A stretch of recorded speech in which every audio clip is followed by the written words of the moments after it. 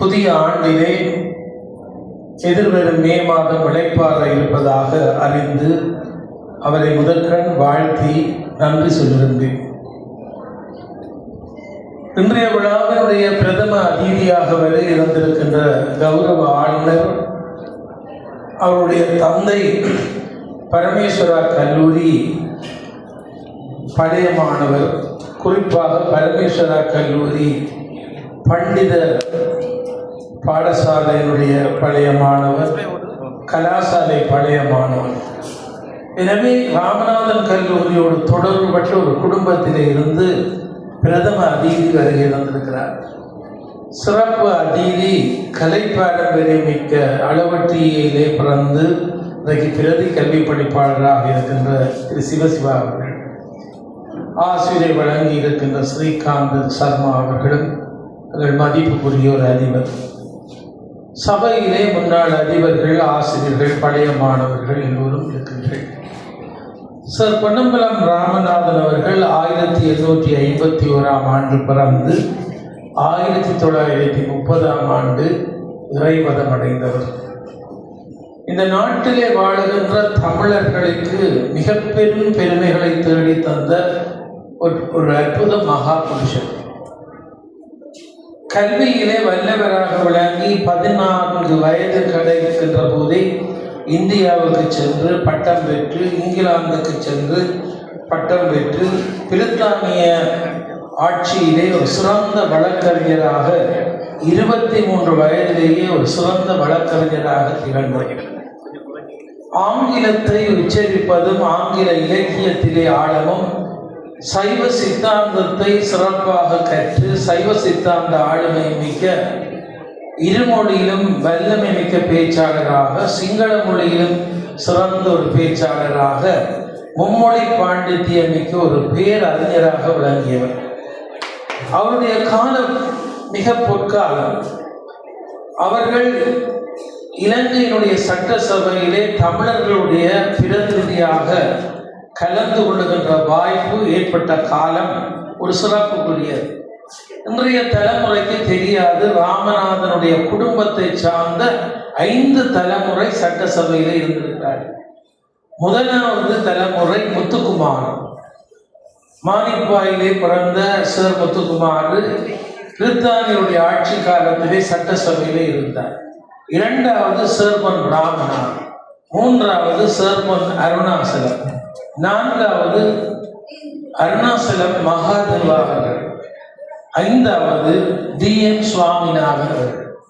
5 தலைமுறை இலங்கையினுடைய சட்டமன்றத்திலும் பாராளுமன்றத்திலும் ஒரு தமிழ் குடும்பம் தொடர்ந்து இருந்ததென்றால் அது ராமநாதனுடைய குடும்பம் தான்.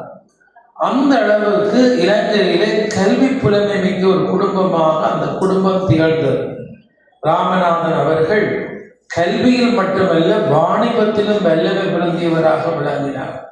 அவருடைய தாய் மாமன் முதலியார் நென்னித்தம்பி கப்பல் வைத்து சொந்த வாணிபங்கள் கொழும்பிலே செய்த காலத்திலே வாணிபத்திலும் அக்கறை எடுத்த ராமநாதனுக்கு பல சொத்துக்கள் வந்து சேர்ந்தது.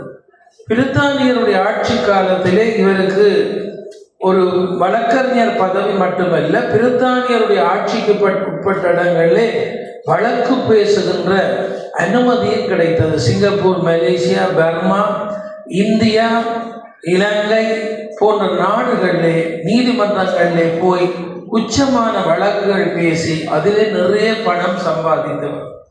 எதுவாக இருந்தாலும் கல்வி புல பெருமை இருந்த காரணத்தினாலே அவர்களுக்கு தனித்துவமான சிறப்பு கிடைத்தது. எங்கு என்றால், எலிசபெத் மகாராணி, விக்டோரியா என்ற பெயரை கொண்ட எலிசபெத் மகாராணியினுடைய வைர விழா லண்டனில் நடைபெற்ற போது காலனித்துவ நாடுகளில் இருந்து ஒரு பிரதிநிதியை அந்த மகாநாட்டுக்கு அழைத்தார். இலங்கை மக்கள் சார்பிலே அந்த மாநாட்டுக்கு அழைக்கப்பட்டவர், அந்த விழாவுக்கு அழைக்கப்பட்டவர், விக்டோரியா மகாராணியினுடைய அரண்மனைக்கு செல்லுகின்ற தகுதி பெற்றவர் சர் ராமநாதன் பட்டர். அந்த மகாநாட்டிலே அப்பொழுது இருந்த பிரதமர் சல்வெரி பிரபு, அவர் ஏற்கனவே சர் பொன்னம்பலம் ராமநாதனுடைய உரையை இங்கிலாந்திலே ஒரு சபையிலே கேட்டு ஆச்சரியப்பட்டு இவர் ஒரு ஒரேட்டர் என்று சொல்லி அவர் பெருமைப்படுத்தி இருக்கிறார். இப்பொழுது எல்லா நாட்டு பிரதிநிதிகளும் வந்திருக்கிறார்கள். விக்டோரியா மகாராணி இந்த வைர விழா, அந்த விழாவிலே ஒரு கருப்பு தோலை சார்ந்த யாழ்ப்பாணத்தை சார்ந்த இந்த சர் பொன்னம்பலம் ராமநாதனை தான் பிரதமர், அன்றைய பிரதமர் செல்வரி பிரபு அவர்கள் தலைமை தாங்கிவிட்டு முதல் பேசுவதற்கு அழைத்தது ராமநாதன். அது ஒரு பெரிய வரலாறு. எல்லா வெள்ளையர்களும் கூடியிருக்கிற சபையிலே விக்டோரியா மகாராணியினுடைய வைர விழாவுக்கு முதல் பேச்சு ராமநாதன். அப்பொழுது ராமநாதனை அறிமுகம் செய்த செல்வரி பிரபு என்கின்றவர் என்ன சொன்னார் என்றால், இன்றைக்கு உலகத்திலே ஆங்கிலத்தை அழகாக பேசுகின்ற தகுதி பெற்ற ஒரு கீழத்தைய தவிரை நான் முதல் கூப்பிடுகிறேன். ராமநாதன் ஒரு அருமையான உரையை 31 நிமிஷம் பேசினார். விக்டோரியா மகாராணி மேடையில் இருந்தபடியே தன்னுடைய செயலாளரை கூப்பிட்டு தன்னுடைய மிக முக்கியமான அந்த அரண்மனையில் இருக்கிற மரகத கல்லு பதித்த ஒரு கேடயத்தை எடுத்துக்கொண்டு வர சொல்லி, அது மிக பெருமதியான ராமநாதனுடைய உரை முடிந்த எழும்பி அந்த மரகத பதக்கத்தை ராமநாதனுக்கு கொடுத்தார். பிரித்தானிய பத்திரிகை அத்தனையும் ஒரு கீழத்தேர்ந்தவருக்கு இப்படி விக்டோரியா மகாராணி விருது கொடுத்தார், அவருடைய உரைக்கு கொடுத்த மகத்துவம், இதெல்லாம் இன்றைக்கு சமூகத்துக்கு தெரியாது. இன்றைக்கு ராமநாதனை யாரும் எதுவும் பேசலாம் என்று வந்துவிட்டது. இந்த நாட்டிலே இருந்து ஒரு தமிழர் வைர விழாவிலே, விக்டோரியா மகாராணியினுடைய வைர விழாவிலே மரகத பதக்கம் கொடுத்து மகாராணி கௌரவிக்கின்ற அளவுக்கு அருமையான உரையாற்றி அந்த உரை முடிவிலே அவர் திருக்குறளையும் சொல்லிவிட்டுத்தான் அந்த உரையை முடித்திருக்கிறார். விக்டோரியா மகாராணியினுடைய அந்த அரண்மனையிலே தமிழ் திருக்குறள் முதல் உச்சரிக்கப்பட்டதென்றால் அந்த பெருமை ராமநாதனை சார். அதே விக்டோரியா அந்த அரண்மனையிலே இதே பாடசாலையிலே படித்து இசைத்துறையிலே பட்டம் பெற்ற சிவசக்தி சிவபிரகாச பிள்ளை, சிவசக்தி சிவநேசன் அடுத்த எலிசபெத் மகாராணியினுடைய விழாவிலே, வைர விழாவிலே 40 நிமிஷம் இசை நிகழ்ச்சி நடாத்தி இருக்கிறார்னா இந்த கல்லூரிக்கு விழுந்து பாரதிய வித்யா பவனூடாக ஒரு இசை வித்தகரை கூப்பிட்டு அந்த விழாவிலே பாட வைத்தார்கள். அந்த பாடுகின்ற பேரு சிவசக்தி சிவநேசனுக்கு கிடைக்கிறது. எனவே ராமநாதன் கல்லூரி என்கின்ற அந்த பெருமகனுடைய சரித்திரம் பொன்னெழுத்துக்களால் பொறிக்கப்பட வேண்டிய ஒரு பெரிய சரித்திரம். இலங்கை சட்டசபையிலே அவர் ஆற்றிய உரைகள் எல்லையற்றவை. சர் பொன்னம்பலம் ராமநாதனை சட்டசபைக்கு அனுப்ப வேண்டும் என்று மிக உற்சாகமாக பாடுபட்டவர் ஸ்ரீலஸ்ரீ ஆறுமுக நாவலர் அவர்கள். நாவலருடைய உறவினர் ஒருவர் தேர்தலில் நிற்கின்றார். நாவலருடைய மன்னிக்கவும் ராமநாதனுடைய உறவினர் நன்னித்தம்பி முதலியாருடைய மகளை திருமணம் செய்தவர் தேர்தலில் நிற்கிறார். ஆனால் நாவலர் ராமநாதனுடைய பெயரை தெரிவு செய்து ஒரு அறிக்கை விடுகிறார். ராமநாதன் தான் தமிழர்களுடைய பிரதிநிதியாக போக வேண்டும் என்று. அதற்கு தமிழ் ஆற்றலாளர்கள், கற்ற சமூகம் அதற்கு மதிப்பு கொடுத்த காரணத்தினால் கற்றோர் சார்பிலே செல்லுகின்ற வாய்ப்பை ராமநாதன் பெற்றார். அடுத்த சட்டசபை தெரிவிலே இலங்கையிலே கற்றோர் என்கின்ற பெருமதியை கொடுத்து சர் பொன்னம்பலம் ராமநாதனுடைய தம்பி சர் அருணாசலம் அவர்களை இலங்கையினுடைய சட்டசபைக்கு சேர்த்தார். ஒரே காலத்திலே கூட பிறந்த 2 சகோதரர்கள் இலங்கையினுடைய சட்டசபையிலே பெருங்கல்விமான்கள் என்கின்ற பெருமையோடு இருக்கிற பாக்கியம் இந்த தமிழர்களுக்கு கிடைத்ததென்றால் அது மகா பாக்கியம். சர் பொன் அருணாசலத்தின் தான் இலங்கை பாராளுமன்றத்திலே முதல் தைப்பொங்கலுக்கு லீவு கேட்டு பெற்றுக்கொண்டார். அப்பொழுது அந்த வருஷம் பெசாக்குக்கு லீவு கொடுக்கவில்லை. சார் பொன்னம்பலம் அருணாசலத்தை சிங்கள தலைவர்கள் எல்லாம் வந்து மன்றாடினார்கள். அடுத்த சட்டசபையிலே எங்களுக்கு வெசாக்குக்கு நீங்கள் விடுதலை எடுத்து தர வேண்டும். சார் பொன் அருணாசலம் தான் இலங்கை சட்டசபையிலே வெசாக்குக்கு விடுதலை தேடி கொடுத்தார் என்பது ஒரு பெரிய வரலாறு. இலங்கையிலே ஒருவர் பட்டம் பெற வேண்டும் என்றால் இந்தியாவுக்கு சென்று கல்கத்தா பல்கலைக்கழகம் அல்லது சென்னை கிறிஸ்தவ கல்லூரி இப்படியான இடங்களிலே தான் பட்டம் பெற முடியும். அப்படி வசதி படைத்தவர்கள் இங்கிலாந்து பல்கலைக்கழகத்திலே சென்றுதான் பட்டம் பெற முடியும். சார் பொன் அருணாசலம் ஆக்ஸ்போர்ட் பல்கலைக்கழகம் கேம்பிரிட்ஜ் பல்கலைக்கழகத்திலே பட்டம் பெற்றவர். இலங்கையினுடைய சட்டசபையிலே ஒரு நாள் உயர்கல்வி பற்றி உரையாற்றுகிற வாய்ப்பு பெற்ற அருணாசலம் மிக அருமையான ஒரு உரையை பேசினார். சுதேசிகளுக்கு பல்கலைக்கழகம் வேண்டும். 3 மணி நேரம் அவருக்கு வாய்ப்பு கொடுக்கப்பட்டது.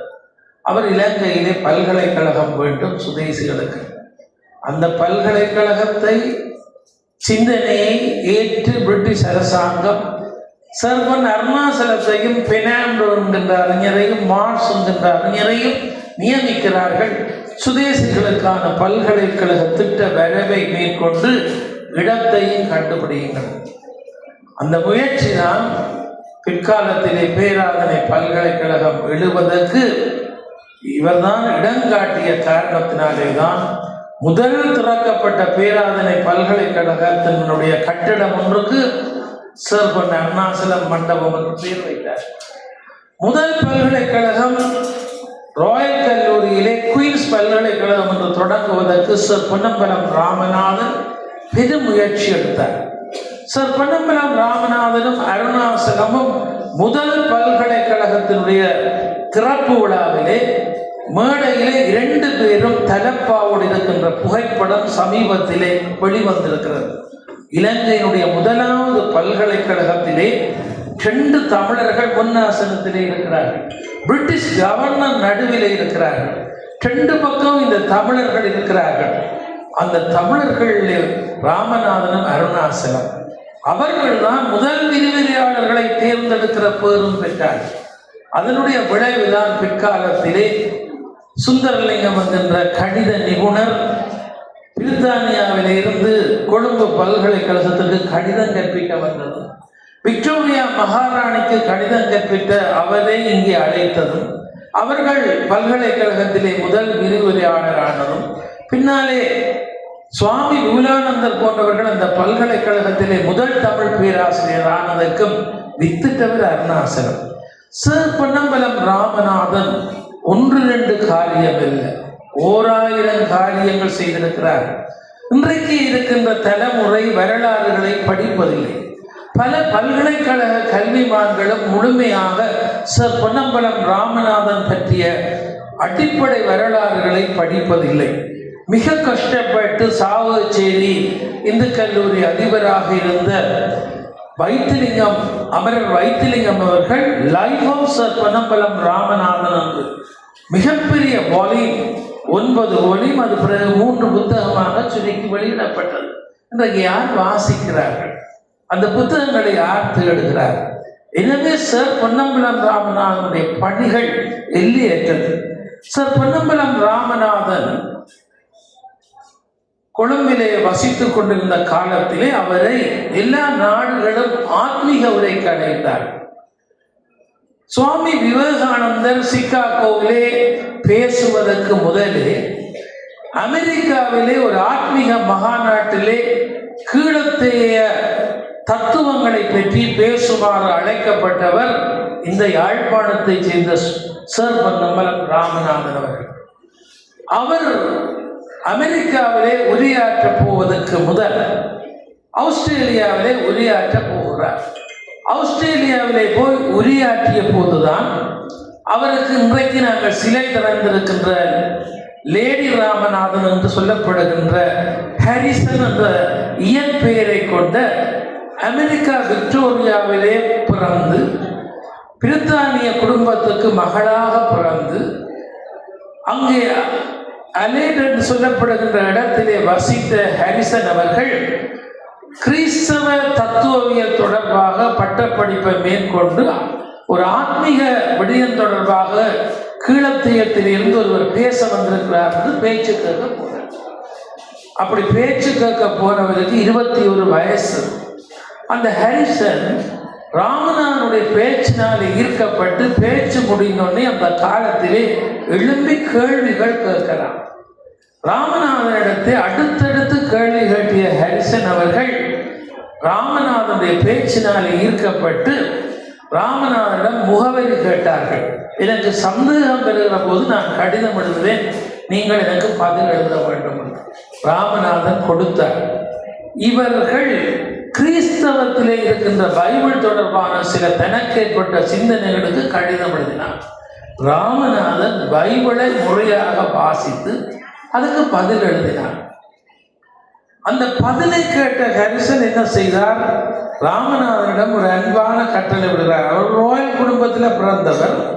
நான் கொழும்பிலே வந்து சில காலம் தங்கி இருந்து இன்னும் கொஞ்சம் தத்துவ விசாரணைகள் செய்ய வேண்டும், அனுமதிப்பீர்களா? ராமநாதன் பழுதில் எழுதினார், எனக்கு சட்ட வேலைகள் அதிகம், நான் ஒவ்வொரு நாட்டுக்கு போக வேண்டி இருக்கும். ஆனால் இப்படி ஒரு ஆர்வமான பிள்ளை கேட்கிறீர் வேறுமன். கொழும்பிலே ஒரு விடுதியிலே போய் தங்கி இருந்து மாலையிலே சுகஸ்தான் கார்டனிலே ராமநாதனிடம் போய் முன் ஸ்டோன் சீட்டில் இருந்து பாடம் கேட்டு எழுதுவார். நெடுக எழுதி கொண்டே. அப்படி எழுதி கொண்டிருந்த காலத்திலே தான் சிங்கள தலைவர்கள் சில பேருடைய ராமநாதனுக்கு சில பகை உணர்வு இருந்தது. ராமநாதனுடைய வீட்டு சுவரிலே வெளியே எழுதிவிட்டார்கள், இவர் ஒரு வெள்ளக்கார பெண்ணையும் வைத்திருக்கிறார் என்று எழுதிவிட்டார்கள். அந்த வாசகத்தை என்ன மீனிங் என்று அறிந்த பிறகு இவருக்கு மிக கவலை வந்தது. என்றாலும் ராமநாதன் அமெரிக்காவுக்கு அழைக்கப்பட்ட பேச்சுக்கு போகிற போது இந்த பெண்மணியை அழைத்து கொண்டு போனார். அமெரிக்காவிலே ராமநாதன் பேசிய பேச்சு அவ்வளத்தையும் காகிதத்திலே எழுதி கொண்டு வந்து ஒரு அறிக்கையாக்கி ஒரு புத்தகமாக்கினார் இந்த ஹாரிசன். அந்த புத்தக வடிவத்தை பார்த்து ராமநாதன் ஆச்சரியப்பட்டார். இவ்வளவு நாள் நான் பேசி ஒன்றும் பதிவிலே இல்லை, எவ்வளவு ஒரு சொல்லு விடாமல் பதிவு செய்திருக்கிறார் என்று இவரை பாராட்டினார். அந்த பாராட்டுக்கு பின்னாலே ராமநாதன் தன்னுடைய செயலாளராக இவரை நியமித்து இங்கிலாந்துக்கு போய் இங்கிலாந்திலே பேசினால் அந்த பேச்சை இப்போ உடனே பத்திரிகைகளுக்கு கொடுக்கிற ஒருவராக இருந்தார். இந்த தொடர்பு சார் பொன்னம்பலம் ராமநாதன் இவரை தன்னுடைய 2வது மனைவியாக 1907 திருமணம் செய்கிறார். அப்பொழுது மிக ராமநாதனுக்கு 50 வயது.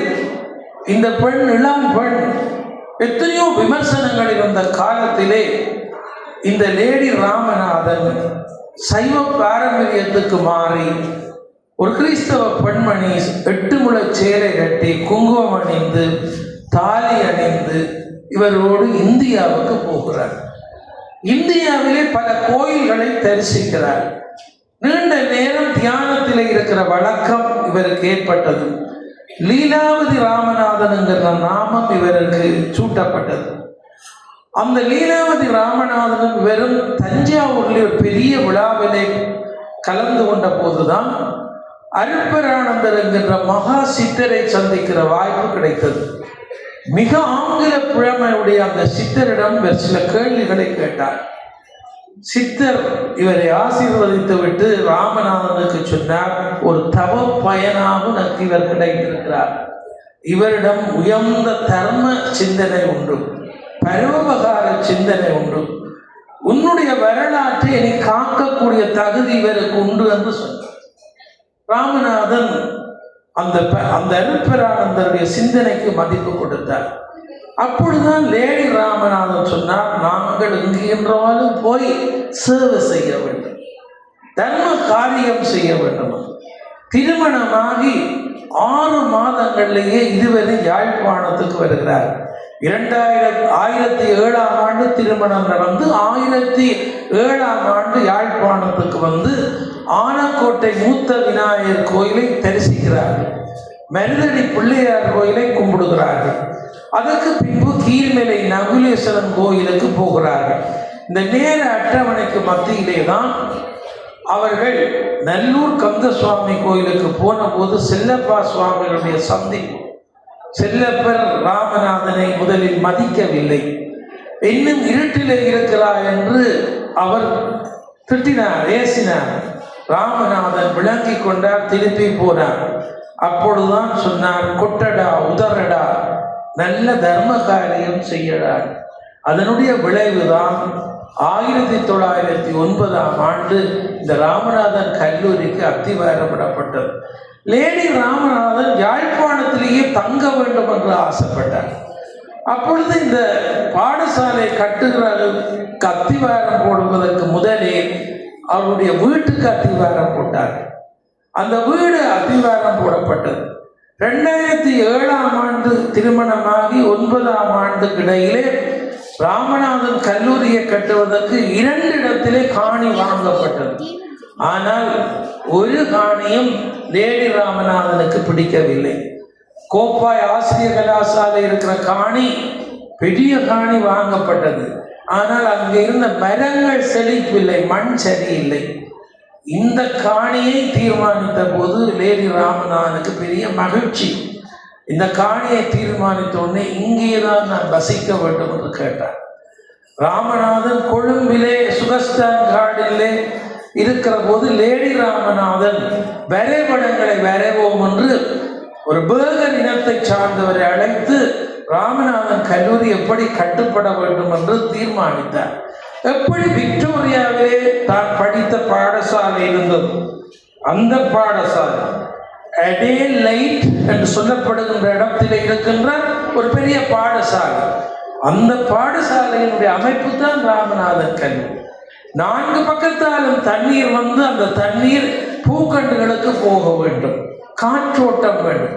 யாழ்ப்பாணத்திலே முதல் விடுதிச்சாலை உள்ளே மலசலங்கூடம் கட்டியது ராமநாதன் கல்லூரியிலே தான். முன்பு பாடசாலைகளுக்கு மலசல கூடம் எங்கேயோ இருக்கும். ராமநாதன் கல்லூரியிலே தான் லேடி ராமநாதன் பெண்கள் இரவிலே உள்ளே பயன்படுத்தக்கூடியதாக அந்த ஆர்கிடெக்டை கொண்டு மலசல கூடத்தை கட்டிவிட்டார் என்று சொல்லுகிறார். இந்த பாடசாலையினுடைய அவ்வளவு வரைபடமும் இந்த செம்பாட்டு மண்ணுக்குள்ளே 8 முழ சேலையோடு அந்த பெண்மணி தான் ஓடி நின்று செய்தித்தார். 2007 9 இடையிலே சுகஸ்தான் கார்டிலே அவர்கள் இருந்தாலும் அங்கேயும் ஒரு பெரிய நந்தவனத்தை உருவாக்கி இருக்கிறார். இங்கே வந்து இந்த பாடசாலை திறக்கப்படுகின்ற போதே சுமார் 20 மல்லிகை பந்தல்கள் மற்றும் வேறு இந்த காணி முழுவதும் மரங்கள் செடிகள் சுற்றி பார்ப்பதற்கு ஒரு நடப்பாதை உருவாக்கினார். இந்தியாவில் இருந்து ஏராளமான பணியாளர்களை இங்கே கூப்பிட்டார். முதலாவது பிரின்சிபலும் லேடி ராமநாதன் தான். அவதான் இந்த நேர அட்டவணை எல்லாம் தயாரித்திருக்கிறார். இந்த பாடசாலையிலே என்ன நேர அட்டவணை நடந்தது என்பதை 103 வயது வரை வாழ்ந்த ராஜேஸ்வரி என்கின்ற நல்லூர் செட்டி தெருவில் இருந்தவர், சிவபூமி முதியோர் இல்லத்தில் இருந்தவர். 100 விழாவுக்கு இந்த பழைய மாணவிகள் அவரை அழைத்து இங்கே கௌரவித்தார்கள். அந்த பெண்மணி எழுதிய குறிப்பு இந்த புத்தகத்திலே இருக்கிறது. எப்படி ராமநாதன் கல்லூரி இயங்கியது. சிறு பொன்னம்பலம் ராமநாதனை எஜமானர் என்றும் துரை என்றும் அழைக்கின்ற வழக்கம் இருந்தது. தாங்கள் ராமநாதன் பாடசாலையில் இருக்கிற சிவகாமி அம்பாள் சமேத நடராஜ பெருமான் கோயிலுக்கு 5 மணிக்கு பெண் பிள்ளைகள் எல்லாம் வந்து மௌனத்திலே இருக்கவர். எஜமானரும் மனைவியும் வருவார்கள். அவரை மேடம் என்றுதான் எல்லாரும் சொல்லுவார்கள். அவர்களுக்கு ஒரு நிலத்திலே மான்கோலிலே ஒரு ஆசனம் போடப்பட்டிருக்கும். அந்த ஆசனத்திலே 2 பேரும் வந்து அமருகிற போது ஒரு சிறிய ஓசை கூட கேட்காதாம். இந்த பாடசாலையிலே 5 விடுதிச்சாலை இல்லங்கள் இருந்திருக்கிறது. அந்த இல்லத்திலே ஜானகி இல்லத்திலே இந்த அம்மையார் இருந்திருக்கிறார். அவருடைய படம் இந்த புத்தகத்திலே சேர்க்கப்பட்டிருக்கிறது. லேடி ராமநாதனோடு பணியாளர்கள் காலையிலே அவர் சுற்றி வருகிற போது எல்லாரும் பூக்கண்டுகளுக்கு தண்ணி விட வேண்டும். அது மட்டுமல்ல, பறவைகளிலே மிக விருப்பமுடையவர். பஞ்சவர்ண கிளிகள், புறாக்கள், எத்தனையோ விதமான பறவைகளுக்கு லேடி ராமநாதன் ஒவ்வொரு விதமான தானியங்கள் போத்தில்களை வைத்து காலையிலே தன்னுடைய வீட்டுக்கு முன்னாலே போட்டு கொண்டிருப்பாராம். எல்லா பறவைகளும் வந்து நீங்காரணுமா. கால் நடக்க இயலாமல் கடைசி காலம் 51ஆம் ஆண்டு வீல் சேர்ல வந்து போட்டு கொண்டிருப்பாராம். 53ஆம் ஆண்டு ஜனவரி மாதம் லேடி ராமநாதன் இறந்து விட்டா பறவைகள் எல்லாம் விடிய வந்துட்டு சத்தம் போட்டு கொண்டிருந்தார். அந்த காட்சியை பார்த்து பார்த்து எல்லாரும் பறவைகளை பார்த்து குளறி அழுதார்களாவது சொல்லுகிறார்கள். ஆஸ்திரேலியாவிலே பிறந்து 22 வயதிலே 50 வயது நிரம்பிய ராமநாதனை திருமணம் செய்து சுமார் 40 ஆண்டுகளுக்கு மேல் இந்த மண்ணிலேயே இருந்து 2 கல்லூரிகளுக்கு முகாமையாளராக இருந்தது மட்டுமல்ல, ஒரு ஆசிரியர் பயிற்சி கலாசாலை உருவாக்க வேண்டும் என்று ராமநாதனிடம் வேண்டி அதனுடைய முதலாவது முகாமையாளர், அதனுடைய முதலாவது பிரின்சிபல் லேடி ராமநாதன். அந்த ட்ரைனிங் காலேஜ் இங்கே ஆரம்பிக்கப்பட்ட போது பிரித்தானியாவிலிருந்து 2 வெள்ளைக்கார பெண்மணிகளை சைக்காலஜி படிப்பிப்பதற்கு அழைத்திருக்கிறார் லேடி ராமநாதன். இந்தியாவிலிருந்து நவநீத கிருஷ்ண பாரதியார் தொடக்கம் கணபதி ஐயர் போன்ற பெருமக்களை, இங்கே சுந்தரராய ஐயங்கார் போன்றவர்களை அழைத்திருக்கிறார். லேடி ராமநாதன் தான் ட்ரைனிங் காலேஜுக்கு பிரின்சிபல். அவர்களுக்கும் ஒரு விடுதி சாலை, அவர்களும் 4 மணிக்கு எழும்பவனும், அவர்களும் மாலை கட்டவனும். அப்படி மாலை கட்டி அந்த ஆசிரிய பயிற்சி கலாசாலையில பயிற்றப்பட்டவர் தான் எங்கள் அன்னை தங்கம்மா அப்பா குத்தியவர்கள். லேடி ராமநாதனை கண்டு திடுக்கிடுவோம். அந்த அம்மா எப்படி வருவா? இந்த பாதையெல்லாம் சுற்றி வந்தா அவருடைய சேலையில பின்பக்கம் எல்லாம் செம்பாடு பிடித்து விடும். அந்த வெள்ளை கால்களில் செம்பாடு பிடிக்கும். அதை பார்த்து நாங்கள் ஆச்சரியப்படுவோம் என்று செவ்விகளிலே சொல்லியிருக்கிறார். அவர்களுக்கு ஒரே ஒரு புதல்வி சிவகாம சுந்தரி. அந்த சிவகாம சுந்தரியை அண்ணாமலை பல்கலைக்கழகத்துக்கு அனுப்பி பன்னிசை படிப்பித்திருக்கிறார் லேடி ராமநாதன். லேடி ராமநாதனுக்கு சிவபுராணம் மெனனம், தமிழ் படித்து சிவபுராணம் எல்லாம் தானே பாடுவார். ராமநாதனும் சேர்ந்து படிப்பார்கள். ராமநாதன் இங்கே பணி செய்து 1930ஆம் ஆண்டு அமரத்துவம் அடைந்து கொழும்பிலே இருந்து அவருடைய உடம்பை கொண்டு வந்த போது, ராமநாதன் உயிரோடு இருக்கிற போது அவரை உயிர் எழுத சென்றவர் லேடி ராமநாதன். ராமநாதன் உயிர் எழுதுகிற போது தன்னை இந்த இடத்திலேயே, இந்த வளாகத்துக்குள்ளேயே ஒரு இடத்திலே தாட்டு விடுங்கள் என்று சொன்னார்.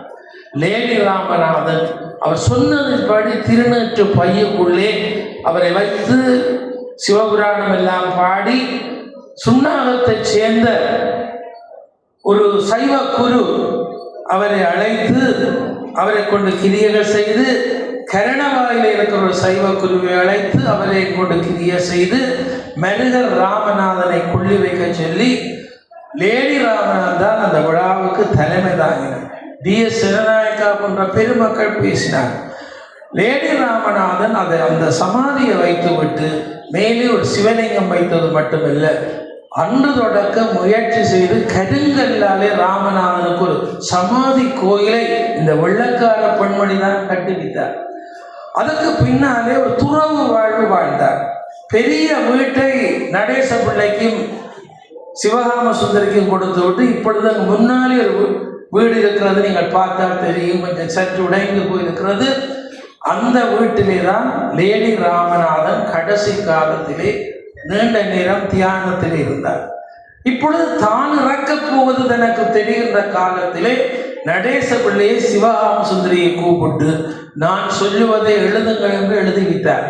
என்ன சொன்னார் என்றால், வைரத்தோடும் பதக்கங்களோடும் பொன்னோடும் பொருளோடும் வந்த நான் வெள்ளை துயிலோடு உருத்திராட்ச மாலையோடு இப்பொழுது வாழ்ந்து கொண்டிருக்கிறேன். என்னை இறந்தால் இந்த ராமநாதன் கல்லூரியில இருந்து கொண்டு போய் ராமநாதனை இங்கே வைத்து கோயில் கட்டியது போல ஒன்றும் கட்ட வேண்டாம். என்னை கொண்டு போய் நான் ஆசைப்படுகிற இடம் கீரிமலை தான். கீரிமலை கடற்கரையிலே விறகு அடுக்கி விட்டு எரித்து விட்டு அப்படியே அவ்வளவு சாம்பலையும் கடல்ல தள்ளி விடுங்கள். அது ஆஸ்திரேலியாவுக்கும் போகட்டும், இங்கிலாந்துக்கும் போகட்டும், இந்தியாவுக்கும் போகட்டும். இங்கே மாலை 3:30 மணிக்கு கிரியைகள் தொடங்கி 6 மணிக்கு கிரியைகள் முடிந்து ஒரு பக்க கயித்தை ராமநாதன் கல்லூரி விடுதிச்சாலை மாணவிகளும், மறுபக்க கயித்தை பரமேஸ்வரா கல்லூரி மாணவ முதல்வர்களும் தேரை எடுக்க பூத்தேரிலே லேடி ராமநாதனுடைய உருவச்சிலை கீரிமலைக்கு போய் சேருகின்ற போது இரவு 9:30 மணி. 9:30 மணிக்கு எல்லா பிள்ளைகளும் என்று குளறி அழ நடேச பிள்ளை கண்ணீர் மல்கி நெருப்பு வைக்க கீரிமலை கடற்கரையிலே கண்ணீருக்கு மத்தியிலே அந்த உருவம் எரிந்து முடிந்து அப்படியே அந்த அஸ்தியை ஒரு இடமும் கொண்டு போகாமல் கடல்லே தள்ளினார். எங்கேயோ புறம் இந்த மண்ணுக்கு வந்து இந்த செம்பாட்டு மண்ணிலே இருந்து இந்த மண்ணிலேயே தவம் செய்து இந்த மண்ணிலேயே உருத்திராட்ச மாலை அணிந்து தன்னுடைய வைரத்தோடு எல்லாம் 2 பாடசாலை பரமேஸ்வரன் கோயிலுக்கு, உண்மையிலே பரமேஸ்வரன் கோயில் ராமநாதன் கட்டவில்லை. ராமநாதன் அங்கேயும் மேலே மேல் மாடியில இப்பொழுது பல்கலைக்கழக பேரலை கூட்டம் நடக்கிற இடத்திலே தான் கோயில் வைத்தார். லேடி ராமநாதன் முகாமையாளராக இருக்கிற போது போன போது இளைஞர்கள் அங்கே நின்று விளையாடி கொண்டிருக்கிற போது நடேசர் ஆடினதை கண்டார். உடனே லேடி ராமநாதனுக்கு கவலை வந்து கார்த்திகை ஐயரை கூப்பிட்டு ஒரு இடமடுங்கள் என்று பரமேஸ்வரன் கோயிலை கட்டி வைத்தார். காசி குலரத்னம் ஒரு மாணவர் ஒரு கட்டுரை எழுதியிருக்கிறார். அந்த கும்பாபிஷேகத்துக்கு இந்தியாவில் இருந்து நடனம் ஆடுகிறவர்களை நான் அழைத்தார். அதனாலே தான் நாட்டிய நாடகம் ராமநாதன் கல்லூரியில் இன்றைக்கு வரை தொடர்கிறது. அந்த கும்பாபிஷேகத்தை தான் முதல் நாட்டிய நாடகம் நடைபெற்றது. லேடி ராமநாதன் பரமேஸ்வராவை ஒவ்வொரு தூணாக கட்டியது மட்டுமல்ல, இந்த 2 பாடசாலை முடிந்த பின்னாலே கொடைக்கானலுக்கு போகிறார். ராமநாதன் திருமணமாகி 2 பேரும் கோடைக்கானல் என்று சொல்லப்படுகிற உல்லாச பிரயாணிகள் போகின்ற இந்தியாவிலே இருக்கின்ற தமிழ்நாட்டிலே மலை பகுதி, அங்கே பிரித்தானியர்கள் சில வாடி வீடுகள் கட்டியிருந்தார்கள். அங்கேதான் இவர்கள் திருமணமாகி போனார்கள். அப்படி போய் அந்த வாடி வீடுகளை தரிசிக்கிற போது மலையிலே ஒரு வேலை கண்டார். அந்த வேலை வணங்கினார். அந்த வேலை பராமரித்தவர் சொன்னார், இந்த மலையில நின்று அங்கே பாருங்கள் பழனி ஆண்டவர் கோயில் தெரியும். பழனி மலை தெரிந்தது, கும்பிட்டார்கள். பழனி மலைக்கு போய் தரிசித்தார்கள். இப்பொழுதும் அந்த கல்லில் அந்த வேலை இருந்தது. லேடி ராமநாதனுக்கு ராமநாதன் சொன்னார், ராமேஸ்வரத்திலே ஒரு மடம் வேலை நடக்குது, பாடசாலை வேலை நடக்குது, தொடங்கிட்டோம். ஒரு நாளைக்கு இந்த கோடைக்கானல் வேலுக்கு ஒரு கோயில் கட்ட வேண்டும். ராமநாதனால் முடியவில்லை, இறந்து விட்டார். லேடி ராமநாதன் இறந்து 1 மாத காலத்தாலே இந்தியாவுக்கு போய் ராமேஸ்வரத்தை தரிசித்து விட்டு அந்த கோடைக்கானல் மலைக்கு போனார். உடனே அங்கே ஆட்களை பிடித்து ஒரு பெரிய கோயிலுக்கு அத்திவாரம் போட்டார்.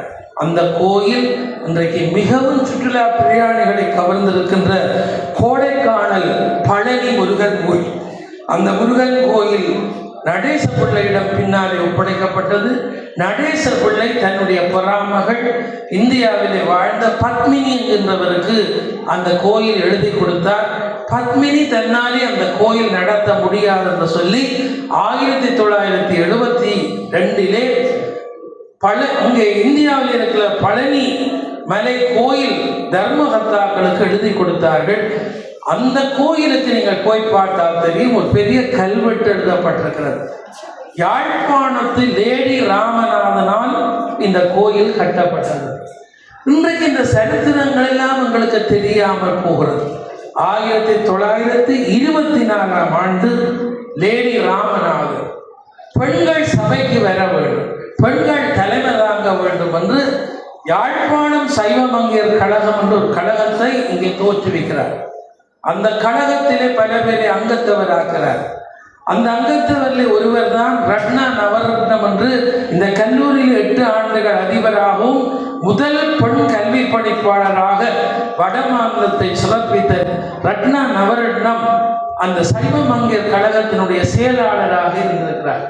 யாழ்ப்பாண பல்கலைக்கழகம் உருவான போது ரத்னா நவரத்னம் அவருடைய தலைமையிலே ராமநாதன் கல்லூரி சைவ மங்கையர் கழகம் சென்று ஒரு தொகை நிதியை கொடுத்தார்கள். ஆண்டுதோறும் லேடி ராமநாதன் நினைவு பேருரை நடாத்த வேண்டும், முதலாவது நிபந்தனை. இரண்டாவது நிபந்தனை, இந்து நாகரிக துறையிலே தமிழ் பாடத்திலே அதிகூடிய புள்ளி பெறுகிறவருக்கு லேடி ராமநாதன் நினைவு பரிசு கொடுக்க வேண்டும். இதெல்லாவற்றையும் சைவ மங்கையர் கழகம் செய்தது. அதே சைவ மங்கையர் கழகம் தான் லேடி ராமநாதனுடைய தலைமையிலே 1927ஆம் ஆண்டு மகாத்மா காந்தி யாழ்ப்பாணத்துக்கு வருகிற போது லேடி ராமநாதன் தலைமையிலே காந்தி இங்கே உரையாற்றி இருக்கிறார். ராமநாதன் அந்த விழாவிலே கலந்து கொள்ளவில்லை. ஏனென்றால் பிரித்தானியருடைய ஆட்சியிலே ஒரு பதவியிலே இருக்கிறார். காந்தி பிரித்தானியருக்கு எதிராக போராடுகிறார். மகாத்மா காந்தியினுடைய விழாவிலே ராமநாதன் வரவில்லை. ஆனால் லேடி ராமநாதன் தலைமை தாங்கினார். லேடி ராமநாதன் மகாத்மா காந்தியை பாராட்டினார். சுதந்திர வேட்கைக்கு நாங்கள் உதவி செய்வோம் என்றார். விழா முடிவுற்றது. அந்த காலத்திலே 1111 ரூபாய் ராமநாதன் கல்லூரியிலே லேடி ராமநாதன் வெற்றிலையிலே வைத்து கொடுத்திருக்கிறார். யாழ்ப்பாணத்துக்கு வந்த மகாத்மா காந்திக்கு ஆக கூடுதலான படம் கொடுத்த பாடசாலை ராமநாதன் கல்லூரி. மகாத்மா காந்தி இங்கே ஆற்றிய உரை இந்த புத்தகத்திலே சேர்த்திருக்கிறேன். காந்தி என்ன சொல்லுகிறார்? நான் ராமநாதன் கல்லூரிக்கு வராவிட்டால் அபாக்கியசாலி, பெரிய விடுதிச்சாலை, பெரிய பாடசாலை, சட்டம் ஒழுங்கு, சரியான நிர்வாகம், இப்படி ஒரு பாடசாலையை நான் பார்க்கிற வாய்ப்பு கிடைத்தது என்று காந்தி புகழ்ந்தது இந்த புத்தகத்திலே சேர்க்கப்பட்டிருக்கிறது. எனவே ராமநாதனை பற்றி ஒவ்வொரு ஆண்டுகளும் நினைவு பேரை பல பேர் பேசியிருக்கிறார்கள், நானும் பேசியிருக்கிறேன். லேடி ராமநாதனுக்கு இந்த ஆண்டு அவர் இறந்து 72 ஆண்டுகளுக்கு பிறகு அதிபர் திருமதி சிவஞானம் அம்மையார் அவர்களிடம் போன வருஷம் நான் ஆசிரியர்களை கேட்டேன், லேடி ராமநாதனுக்கு நன்றியாக ஒரு உருவச்சிலை வைகள். பழைய மாணவிகள் நிதி சேகரித்து கொடுத்து ஓராண்டிலே அந்த அழகான உருவச்சிலையை ஸ்ரீஸ்கந்தமூர்த்தி ஆசிரியர் அவர்கள் சிறிய நல்ல முறையிலே தயாரித்திருக்கிறார். எனக்கு பெரிய மகிழ்ச்சி. இது ஒரு பெரிய வரலாறு. இன்றைக்கு பரமேஸ்வரா கல்லூரியிலே குடும்பத்தின் படம் இருந்ததை நான் கண்ணாலே கண்டேன். பள்ளி அடிக்க, பெயிண்ட் அடிக்க கலட்டினவர்கள் திருப்பி லேடி ராமநாதன் படமும் இல்லை, நடேசபுடைய படமும் இல்லை, ராமநாதனுடைய குடும்பம் ஒன்றும் இல்லை. ஆக ராமநாதன் படம் தான் இருக்கு. ஆனால் ராமநாதன் காலேஜில் லேடி ராமநாதன் மகள் சிவகாம சுந்தரி ராமநாதன் இருக்கிற படத்தை சிங்கப்பூர்ல இருந்து வந்து இங்க படித்த ஒரு பிள்ளை இங்கிலாந்து பெயிண்டால ஒரு ஓவியம் கீறி வைத்திருக்கிறார். அழியா ஓவியம். அந்த ஓவியம் இத்தனை வருஷமா பழுதாக அது தொடர்ந்து பாதுகாக்கப்படுகிறது. உண்மையிலே லேடி ராமநாதன் இல்லாவிட்டார் பரமேஸ்வரா கல்லூரியை கட்டிவிட்டு ராமநாதன் லேடி ராமநாதன் பெயர் வைக்க கேட்கிற போது அவர் சொன்னார், இல்லை இல்லை, நாங்கள் கும்பிடுகின்ற பரமேஸ்வரனுடைய பெயரை வையுங்கள், அதுதான் பரமேஸ்வரா கல்லூரி. இன்றைக்கு லேடி ராமநாதனுக்கு ஒரு நினைவு சின்னம் இல்லை. சென்ற ஆண்டுதான் அதிபர் அவர்கள் ராமநாதனுடைய இறுதி வைபவம், லேடி ராமநாதனுடைய இறுதி வைபவம் நடந்த இடத்தை நந்தவனமாக லேடி ராமநாதனுடைய குடும்பம் பாதுகாத்தார்கள். இப்பொழுது அதில் ஒரு பிள்ளையார் வைக்கப்பட்டு லேடி ராமநாதன் நினைவாலயம் என்று பெயர் வைக்கப்பட்டு இன்றைக்கு லேடி ராமநாதனுடைய உருவச்சிலை திறக்கப்பட்டு இப்படி ஒரு மலரை நான் தொகுக்கின்ற பாக்கியமும் கிடைத்தது. இந்த மலரிலே குறிப்புகள் எடுப்பதற்கு ராமநாதன் கல்லூரியிலே ஒன்றுமே இல்லை. ராமநாதன் கல்லூரி நூலிலே இந்திய ராணுவம், இலங்கை ராணுவம் எல்லாம் வெளியிலே எடுத்து போட்டு ஒன்றுமே. யாழ்ப்பாண பல்கலைக்கழகத்திலேயும் ஒரு சில நினைவு பேருரைகள் இருக்கிறது. அதில் லேடி ராமநாதன் நினைவு பேரில் ஒரு பந்தி தான் லேடி ராமநாதனை பற்றி பேசியிருக்கிறார். நம்ப மாட்டீர்கள், கொழும்பிலே, லேக் ஹவுஸ்லே, ஆர்கியோலஜியிலே லேடி ராமநாதன் இறந்த போது வெளிவந்த ஆங்கில பத்திரிகைகளில் இருந்துதான் இங்கே குறிப்புகள் எடுத்து அது எடுப்பதற்கு டெல்லி பல்கலைக்கழகத்திலே இப்பொழுது கலாநிதி பட்டத்துக்கான ஆய்வு செய்கின்ற இணைவிலை சேர்ந்த மகாசேனன் அங்கே போய் ஒரு வாரம் தங்கியிருந்து காத்திருந்து எடுத்துக்கணும். இந்து சாதனத்தில் இருந்தவை என்னிடம் இருக்கின்றது. மிக கஷ்டப்பட்டு தான் இந்த புத்தகம் தயாரிக்கப்பட்டிருக்கிறது. இதே பழைய மாணவிகள், இது இலவசமாக தான் பழைய மாணவிகளுக்கும் முன்னாள் ஆசிரியர் அதிபர்களுக்கும் அதிபர் கொடுப்பார், பெற்றுக்கொள்ளுங்கள். எனக்கு ஒரு கடமை இருந்தது என்றால், அவ்வளவு கஷ்டப்பட்டு கட்டின பாடசாலையில் தான் நான் முதல் மேடையில் இருந்தேன். இங்கே தான் படித்தேன். ராமநாதனுடைய பல்கலைக்கழகத்திலே 17 ஆண்டுகள் நான் பேரவையில் இருந்தேன். எனவே எனக்கு என்னுடைய வாழ்வோடு ராமநாதனுடைய சொத்துக்கள் பங்களித்திருக்கு. அதுக்கு நன்றி என்று கூறி, இதுதான் என்னுடைய நினைவு அர்ப்பணம் என்று கூறி, 1942ஆம் ஆண்டு இலங்கையினுடைய பல்கலைக்கழகத்திலே இந்த லேடி ராமநாதனுக்கு தான் முதல் கௌரவ கலாநிதி பட்டம் கொடுத்தார்கள். 2 பாடசாலையை சிறந்த முகாமைத்துவம் செய்கின்ற ஒரு புறநாட்டிலே இருந்து வந்து தன் வாழ்வை அர்ப்பணித்திருக்க பெண் என்று அந்த பட்டமளிப்பு விழாவிலே வேந்தர் பேசிய உரை கூட இப்பொழுது பேசப்படுகிறது. அந்த பெருமைக்குரியவர் இந்த பெண்மணிதான் என்று கூறி விடைபெறுகிறேன். நன்றி.